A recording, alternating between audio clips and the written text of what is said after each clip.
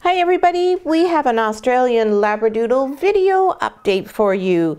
Today we are going to be updating our Burnished Arbutus litter, and these Australian Labradoodle puppies are minis, they are red caramels, and they are 3 weeks old.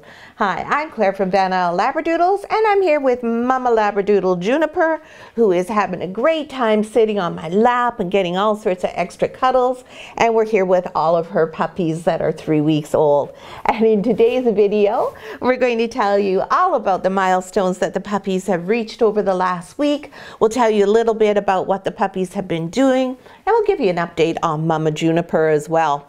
So this little sweetheart, oh my goodness, this is the best mama dog in the world. She is such a doll, but she is finally decided, oh, it's okay if I go outside without my puppies for a little while.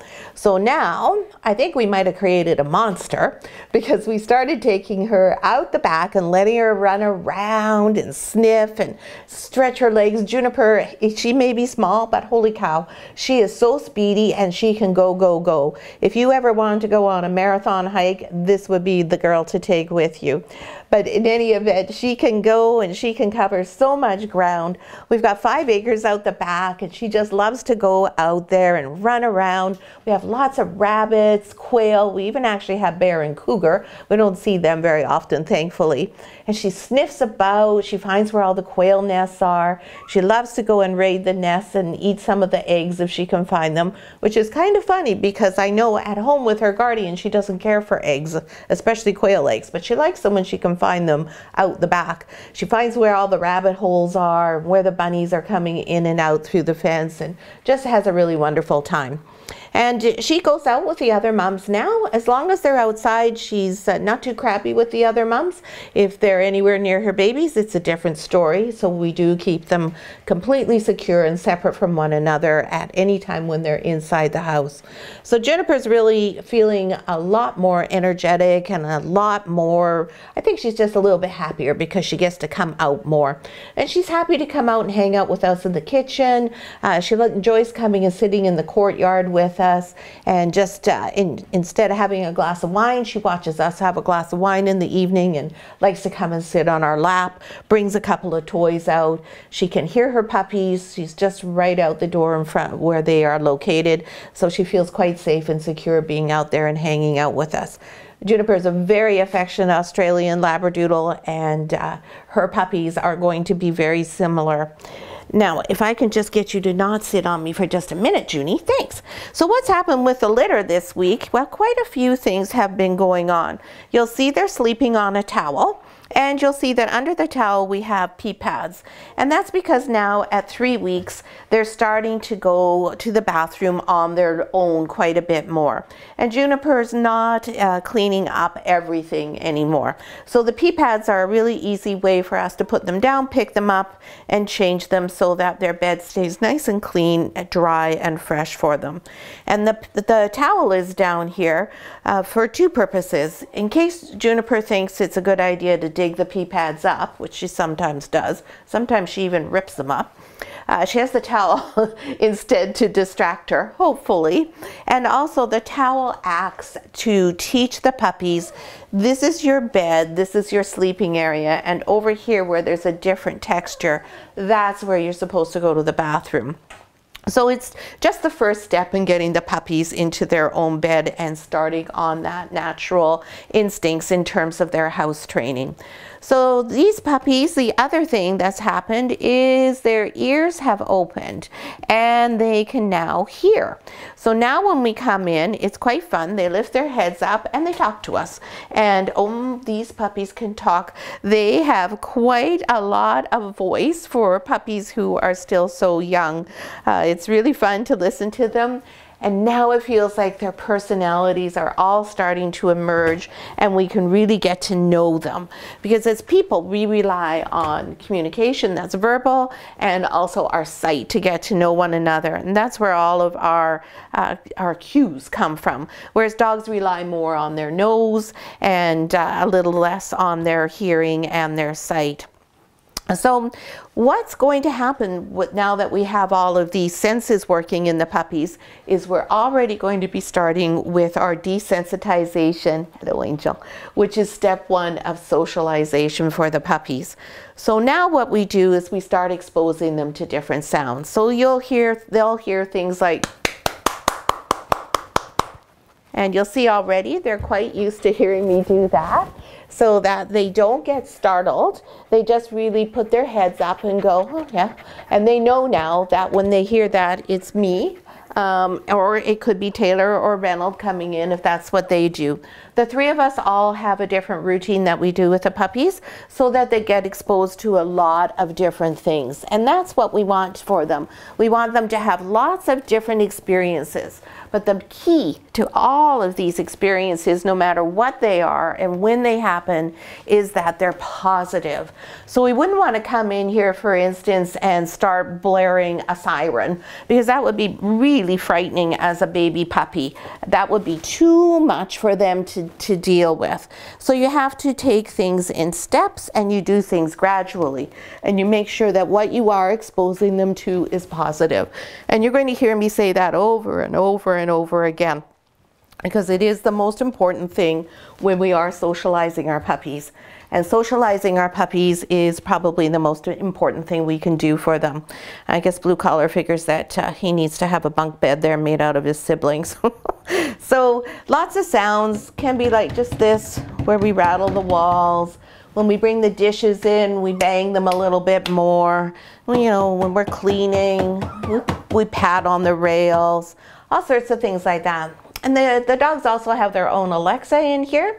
So we play all sorts of different sounds through Alexa for them as well. So they hear lots of different music. And we have playlists that are just different sounds that they can become used to. Now this room is located right next to our courtyard, and then outside of our courtyard is our driveway. So in the courtyard, we like to entertain people there. We're able to have people outside. They don't bring any germs into the house, but the puppies can hear them. So we can just crank the windows open, especially now that it's finally summer weather and not freezing cold, windy, and raining on Vancouver Island. We can put the windows open, and so they can hear us talking, and they can hear when we're out there and we have the pressure washer going. And they can also now hear that when we have the vacuum, we bring our bucket and our mop in here, because of course we wash the floor each day, and our bucket goes with your foot to bring the mop out, so it makes quite a bit of noise. So now they're starting to get used to that sound. And at first we take the bucket and we have the outside of the doors so that it's not so loud. And as they become accustomed to that, then we move the bucket closer and closer to them so they hear it more and more, and they become completely desensitized to it. So really it's just a matter of lots of different experiences, very gradual and very positive. Now we can't give them treats right now because they don't have any teeth, so they don't eat food yet. So how do you make sure the experience is positive? Well, the best thing we can do is have the experience associated with nursing and having mom nearby, or just giving them some pets. They are now old enough that they enjoy being touched, and that's something that we do multiple times a day. And the other thing we want to do when we're touching them, hi sweetheart, hello Blue, is, okay, let's not clean up right now, can we wait? Is we touch their feet. We go through their feet, each of their toes, in between their pads. They get their nails clipped every 3 days. We turn them upside down in our arms. Hi, hi. We give them a little soft voice and a little smile. We rub their tummy, and as soon as we see that they've had enough, then we make sure we put them back, and then we put them somewhere nice and cozy with their litter mates and give them another pat. Just so the whole experience is something that's a good one. Nothing that stresses them out too much or causes them any upset. Juniper is definitely a bear for attention. She loves to be part of the show all of the time, right? Yeah, you're quite the girl.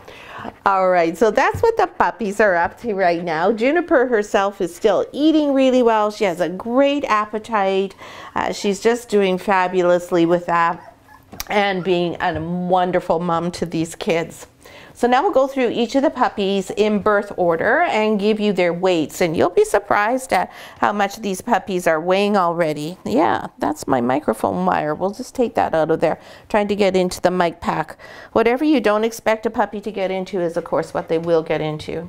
So we're going to go through the puppies in birth order like we always do. And Mr. Blue is quite sure that he's trying to find the milk bar. So I'll help him find the way, and then Juniper can decide whether she actually wants them there or not. And here, I'll just put you away from the microphone cord.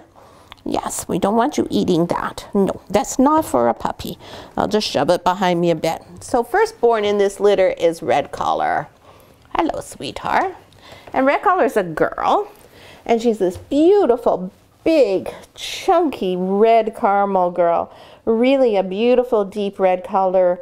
You can see now very clearly the difference between Juniper and her puppy. So this is red, and Juniper, of course, is a brown dog. But these puppies, you can see quite clearly, are a red color, very much like their papa, Copper. Almost forgot his name. Yes, you are. So Little Red is not little. She is the biggest puppy in the litter, and she is 1.21 kilograms. So a really good size. And Juniper's getting really mad at me because I have my hand over her bum so Juniper can't clean her, because I'm trying to show everybody your baby. Yes, they don't want to look at you cleaning her bum right now. Can you just wait? Oh my goodness. Next born in the litter was our first boy in the litter, and that's Black Collar Boy. Hey, buddy. So again, you see, before we pick them up, we just touch them gently. Make sure they're awake, they know what you're doing. Use your voice, and then bring them up nice and slowly.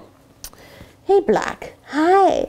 Now, Black Collar Boy is this gorgeous red and white party puppy. Really striking looking puppy with those beautiful caramel markings on his ears, around his eyes, and then the one on his back here too. Hey, he's got the cutest little face, just a really pretty looking little dog. Handsome, I guess. And Mr. Black is 892 grams, a very nice weight. And then next we have Blue Collar, who's been running about here and all in a state because he just desperately wants to go see his mom. Hey, yeah, well, she doesn't want you right now. And Mr. Blue Collar is this very nice, again, red caramel, rich, rich dark collar. Now there, you see he started a bit when I put my nose to his. There we go. So that was something he didn't like. So what we do then is we do it again. Yeah, at his speed. Yeah. Oh, yeah, and we make sure that it's all good and that it's okay with him, and that that movement isn't going to scare him in the future. So that's what I mean about doing things at the dog's speed and making sure it's all okay with them, because I want to get a kiss back. Yeah, that's what I was looking for there. Oh, what a good puppy. Yeah, that's perfect.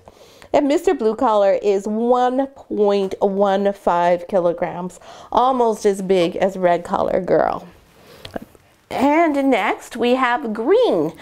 Green is our little guy who has lots and lots of similarities to his Papa Copper. This little guy, he's going to have a little bit more of a curly coat. Hello, handsome. But look at this guy. Oh my goodness, isn't this the cutest little puppy? He has all these beautiful white markings on his face, on his feet, the tip of his tail, all on his chest. Just a lot of flash on this guy. He's just going to be the cutest little thing in the world. And this is our smallest puppy in the litter. He's 824 grams. And I don't know if it's because he's small or if it's all that flash that he's got, but oh my goodness, he's just irresistible. Aren't you? Just irresistible. Then we have Pink Collar Girl. Yeah. Oh, Pink, where are you? Oh, over here, hiding beside me here. Now you see there's a little bit of blood on the pee pad here. If you're wondering what that is, that's a little bit of discharge from Juniper. It's totally normal, even though it's a long time since the puppies were born. Some bleeding and discharge up to 6 weeks after whelp is not unusual, so nothing to be concerned about or anything. She's totally fine. Now Miss Pink Color, she too is very similar to her Papa Copper. Again, those adorable little curls happening on the face, some nice white flash on the forehead there and on the one side of the face, a little bit of those dipped toes, and then all that white on the chest, and of course the signature little white tail tip there. And Miss Pink Color is 1.08 kilograms. So again, really nice, chunky, juicy puppies. They're just also squishy. You just want to pick them up and kiss them to death. And then last but not least is Yellow Collar. And Yellow Collar girl is again a beautiful red caramel. You can see when they're all lying here that green is a little bit more of the red tone, and then over here yellow has a little bit more gold in her coat, but not much. They're all becoming darker as time goes on, and some breeders will tell you that's a rufous gene. Rufous gene is something that's sort of a Australian Labradoodle myth, but basically what it means is the dog gets darker as it gets older rather than fading. So these puppies are all darkening as they get older. So again, Yellow Collar girl, she's got a little bit of her papa's curls going on there. Cute little face, lots of nice expression, beautiful flash on the forehead. The little paws have a little bit of dip in white dip in them, little bit of the white tip tail. But you can see she's a little bit more gold and a little less of the really dark red that these two have here, especially Red Collar. And yellow is 1.05 kilograms. So that's all your puppies. That's everybody. They're all just doing fabulously. They want me to get out of here, so I'm not making a bridge in the way to mom. They're all juicy, happy, healthy, talkative, and really just, I'm so pleased with this litter. I just think it's one of the prettiest litters we've had. Such nice, beautiful, rich colors that we have in this litter. If you have any questions, please feel free to post them in the comments. If you have a minute and can give us a thumbs up for the video, that'd be really appreciated. And we hope we see you again next week as we do our 4-week update for the Burnished Arbutus mini Labradoodle puppies. Thanks so much for watching. Juniper, you a funny girl. Yes.